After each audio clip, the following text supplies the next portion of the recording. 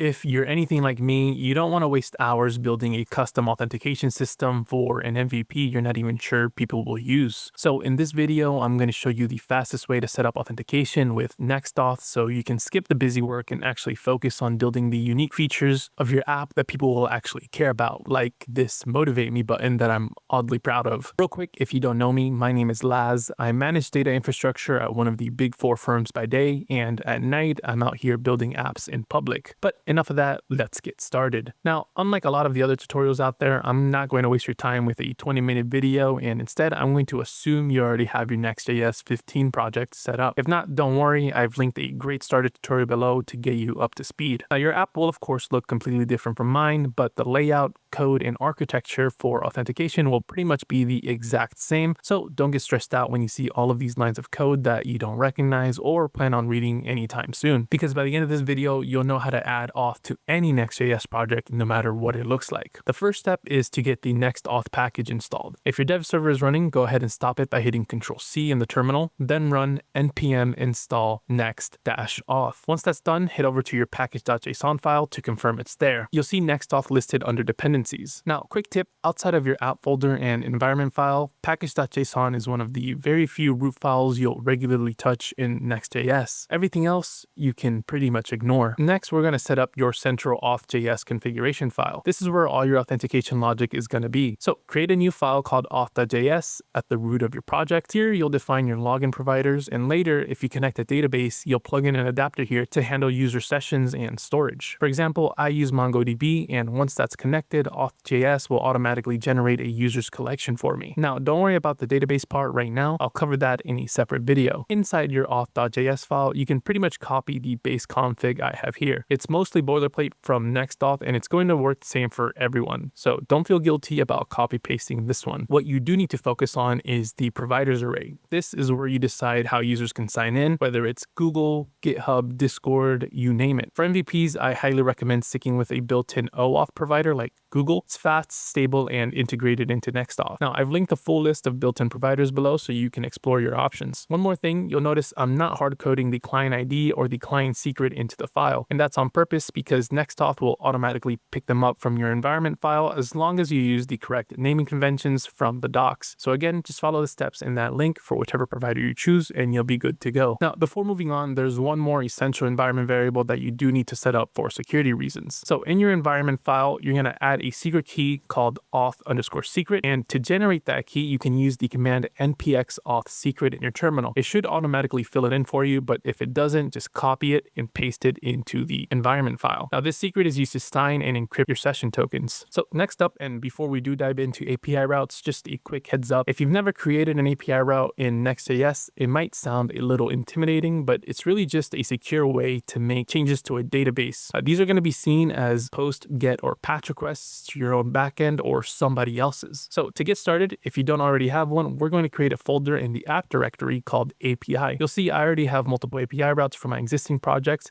and for the most part, you can name them whatever you want, but for this specific route, we do have to follow the naming convention provided by next.auth. So we are going to create a new folder under the API folder and name it auth. And inside of that folder, we'll create one more new folder and name it bracket.next-auth bracket. And in here, we'll create a new file called route.js. This file will contain just 2 lines of code. We'll import handlers from add-auth, and we'll export both get and post. This route connects your config to the API, and with that, 90% of the setup is already done. And of course, you can extend this later, but for now, this is all you need to get authentication working. Next, to make the session available across your app on the client side, you'll need to wrap your root layout with the session provider component. So head over to your layout.js file, usually it's at the top level wherever your app router is, then import session provider from next.auth/react, and finally wrap the children's object in your layout's return statement with session provider. Without this, your useSession hook won't work properly as it manages the session state and keeps it in sync. Now, for the fun part, making the auth actually work on your front end. And any client component like your page.js, import the useSession hook. We'll extract 2 properties from the useSession object, which will be the session itself and status. Now, this will be the same for you, so don't hesitate to just copy and paste. The session object will contain the name, email, and image of the user depending on what login method they used, and status will always be a string equal to either loading, authenticated, or unauthenticated. You're going to use this in components to conditionally render your UI based on the auth status. So in my case, if I only want the logout button to show if a user is logged out, I'll do status equals